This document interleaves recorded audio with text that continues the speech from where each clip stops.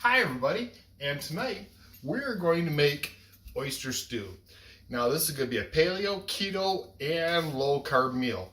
We're going to like this. So we're going to be right back shortly, and I'll be down to the cooking board and show you our ingredients and what we're going to go from there. Okay, we're back.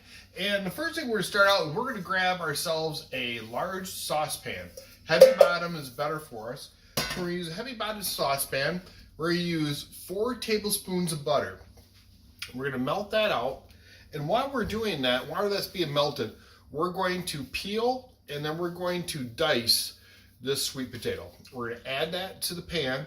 We're going to saute it until it gets nice and tender. Then we're going to add some onion. So when we get back to the onion part, we'll be right back. Hi everybody, I'm back. And as you can see, I've already peeled my sweet potato and I've diced it up.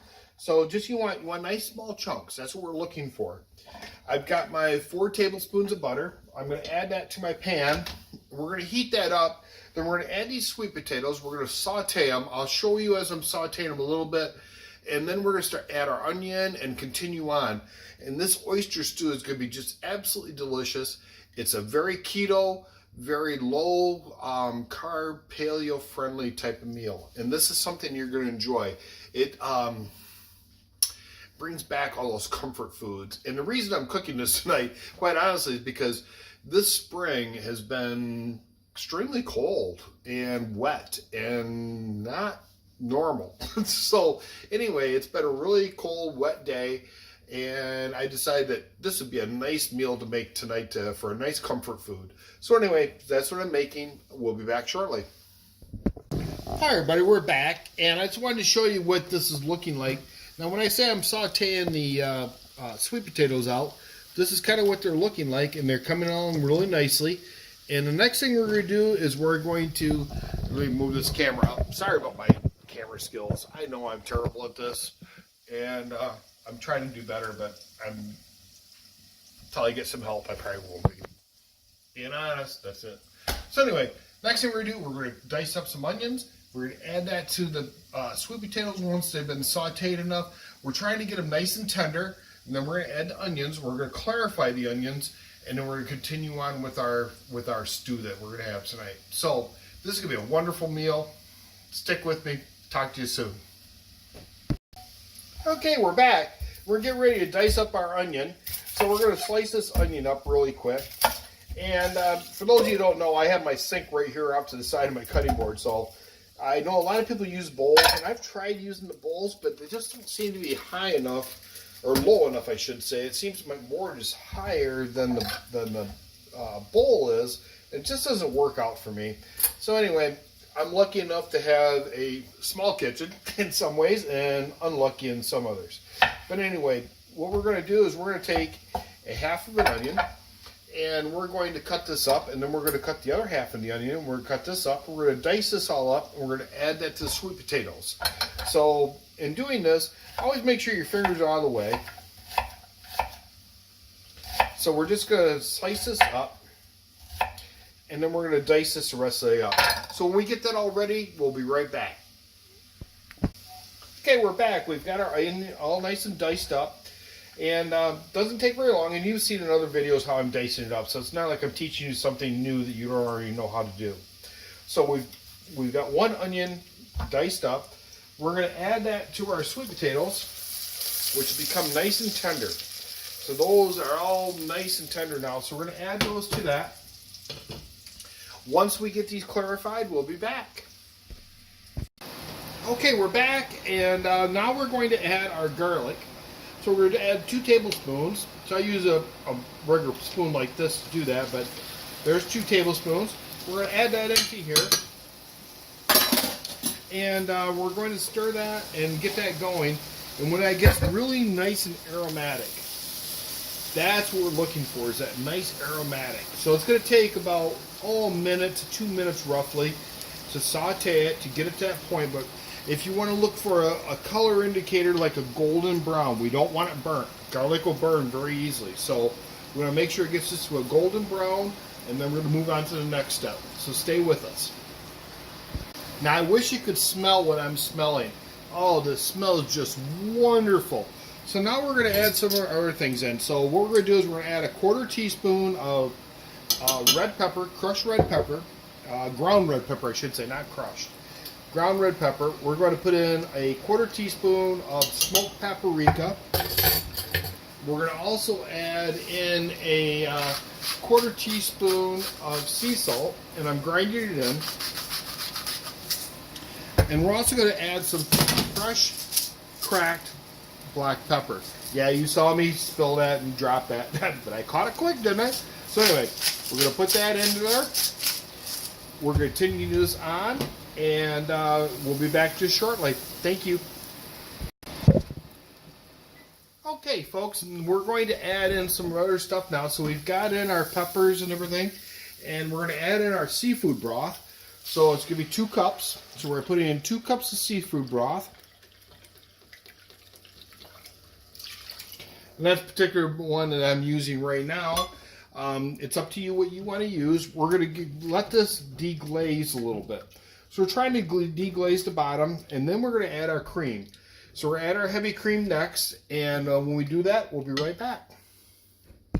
Okay, we're back. And one of the things that we haven't done yet is drain our oysters. So we wanted to show you that. Or I should say, I wanted to show you, because there's no we, it's just me. But anyway, we're going to drain those oysters. We're going to reserve that liquid because we're going to be using that and adding that to the very end. It's kind of like a finisher once we get everything going. So right now what we've got doing is our broth is in here. We're deglazing the bottom of the pan. It hasn't quite done it completely. Let it go for a few minutes. When that happens, you'll know it. And you'll be able to feel it with your spatula on the bottom. There won't be any chunks any longer. And this next one, not coming off as easily as I thought it would.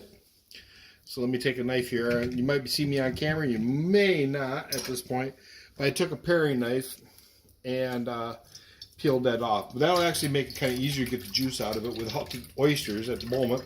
So we're going to drain that juice off because we're going to use that. We're going to add that back in. It's kind of like adding in that seafood broth. And it adds just a tremendous amount of flavor back in. So we open this back up and see there's our oysters there. So we're going to be adding those oysters at the very end and we'll go from there. So we'll see you shortly. Okay folks, and we're adding in our cream right now.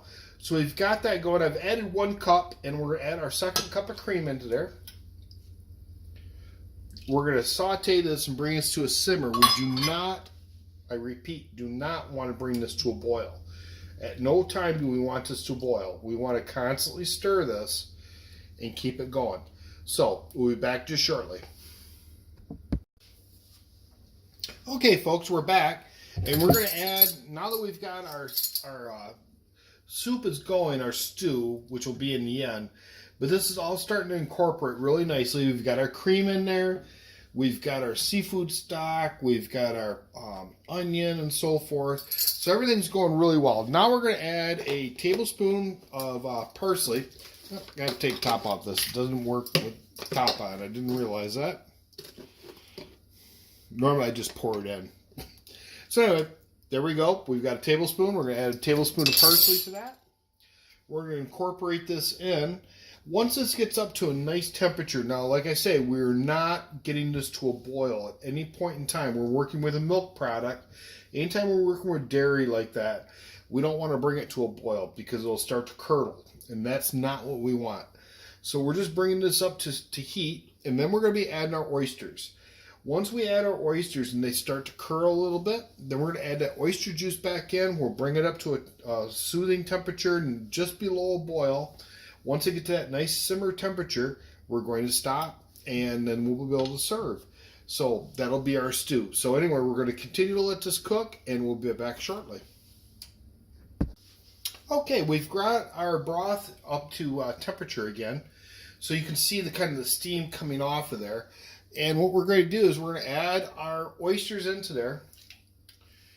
So we're going to add our oysters in. And like I say, go to the bottom in the comments and you'll see the full recipe for this. And those of you that are looking on Instagram or Facebook, I included in the entire post, so you'll be able to see it that way also.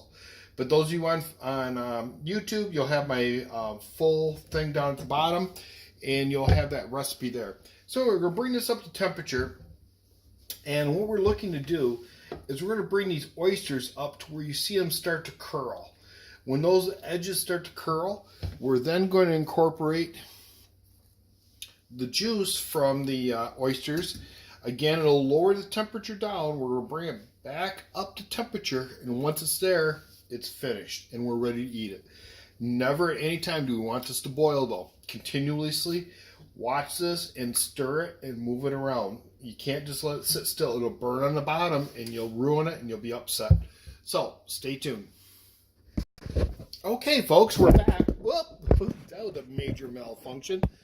Hope that didn't hurt your head too much jerking your neck or anything. But anyway, we're back, and I wanted to show you what it's looking like now. Now, remember how I told you that the sides of them will start to curl up? And see how that's curling up there? I hope you can see that pretty well. I'll pull another one up. But as they start to curl, you can see that they're quite done then. The oysters are done at that point. They're cooked. We're now going to incorporate the oyster juice, and we're going to put this into it. And this is going to add so much more flavor. This is going to be just, I mean, for those seafood lovers out there, this is just like bliss. And on this nice cold day, like I said, it's cold, it's windy, it's been rainy for days now. This is going to be just a really nice booster tonight, and I'm going to enjoy this. So anyway, we're going to incorporate this. We're going to bring it back up the temperature, because like I say, it's going to lower the temperature, and you can see some steam coming off. But this is not quite back up. So we're going to incorporate this up. It'll take about another 2 minutes to 3 minutes. And at that point, we'll be ready to serve and enjoy. We're going to be sprinkling some dried parsley over top of it. Now, normally I'd use fresh parsley, and I'm going to be honest about that, I would. I just don't happen to have any in the fridge at the moment, and I didn't feel like running to the store. So I'm just going to put some dried parsley over the top of it, sprinkle it over top of it, and it's just going to be just a wonderful meal tonight, just a nice feel-good. So anyway, thanks for tuning in, and we will see you again. Oh, there I am again. We'll see you again soon. And stay tuned. Next week, I think we're going to do breakfast bombs. Something everybody's been asking about a lot. We're going to make them with smashed cauliflower, and normally they're made with shredded potatoes, but we don't eat those. See you then.